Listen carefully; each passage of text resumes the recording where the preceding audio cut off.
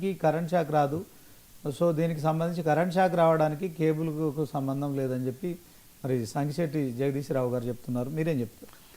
అంటే ఇక్కడ power supply వస్తుందా రాదా అనేది పక్కన పెట్టేస్తే ఏ కేబుల్ అయినా కూడా, కేబుల్ ఏదైనా కూడా దానికి అనుకోకుండా ఏదైనా డ్యామేజ్ అయితే ఆ డ్యామేజ్లో నుంచి ఇంకొక కేబుల్ వచ్చేసి ఇంకో డ్యామేజ్ కేబుల్ వచ్చేసి కానీ లైన్ కానీ తగిలినప్పుడు కరెంటు డెఫినెట్గా పాస్ అవుతుంది. దాన్ని ఎవరు ఆపలేం. ఇక్కడ ఏంటంటే దాని ఫైబర్ నెట్ నుంచి, ఫైబర్ కేబుల్ నుంచి మాత్రమే రాదు అన్నది. ఫైబర్ కాదు, ఏ కేబుల్ నుంచి కూడా ఓ కేబుల్ ఉంటే రాదు. ఫైబర్గా నార్మల్ కేబుల్ నుంచి కూడా కేబుల్ ఉండదు. అది డ్యామేజ్ అయినప్పుడు ఇక్కడ మన మాట్లాడుతుందంటే ఇక్కడ అంత బాగానే ఉన్నప్పుడు మరి ఇందులో చావులు ఎక్కడి నుంచి వచ్చినాయి అన్నప్పుడు ఆన్సర్ ఉండాలి.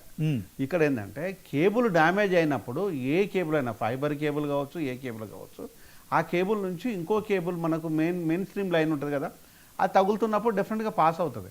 ఇక్కడ ఆ విధంగా పాస్ అయిన విషయమే ఇక్కడ జరుగుతున్నదంతా. అంటే దీన్ని మనం ఏ విధంగా ఫస్ట్ ఉన్నదని ఏంటంటే కేబుల్ని అడ్డదిడ్డంగా కాకుండా ఈరోజు మనకు హైదరాబాద్ నగరం లోపల ఎక్కడ చూసినా కూడా కుప్పలు తెప్పలుగా కరెంటు పోల్లకి, ఆ టెలిఫోన్ పోల్లకి విపరీతమైన కేబుల్లు ఉంటాయి. ఇది వాస్తవం.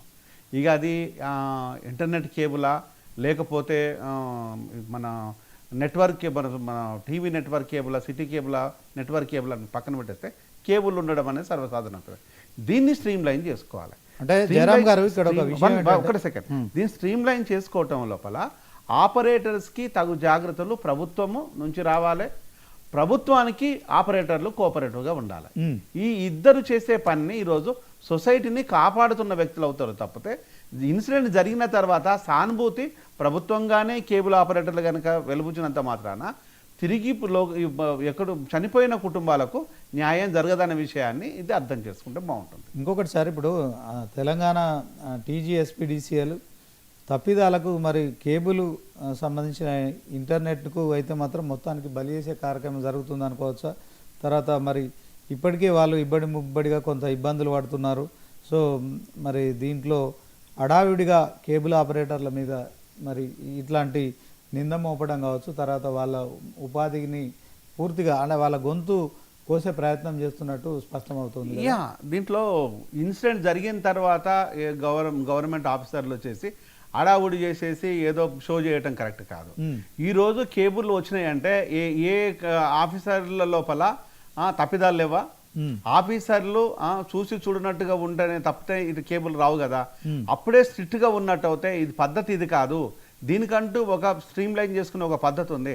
ఆ పద్ధతిని అందరూ ఒకేలా పాటించాలి అనే దాన్ని ఆఫీసర్లకు ఎందుకు సోయలేదు? ఈరోజు ఆఫీసర్లకు మీ అవసరాలకు, మీ అక్కర్లకు అక్కడ కొంత కరప్షన్ జరుగుతుందన్న విషయం వాస్తవము. దానికి ఆఫీసర్లు పూర్తి స్థాయిలో బాధ్యత వహించాలి.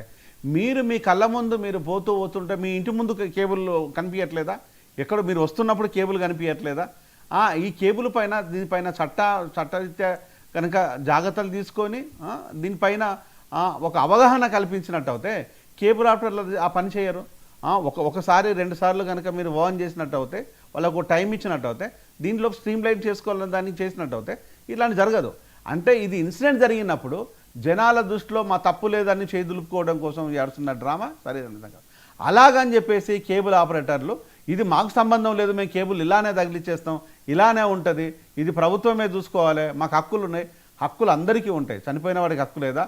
ఈరోజు 100 మర్డర్లు చేసేసి ఈరోజు నేరస్తుడిగా ఉన్న వ్యక్తి జైల్లో ఉంటే తనకు కూడా హక్కులు ఉంటాయి. అలాగని చెప్పేసి అతను నేరస్తుడు కాకుండా పోరు. ఇది జరుగుతున్నది ఏంటంటే ఇన్సిడెంట్ జరిగిన తర్వాత ఈ ఇన్సిడెంట్కు మనం ఏ విధమైన బాధ్యత తీసుకోవాలి, ఈ బాధ్యత లోపల సొసైటీని మనం ఏ విధంగా సేవ్ చేసుకోవాలి, అది చాలా కీలకం. ప్రభుత్వము ఆ విధంగా ఆలోచించాలి.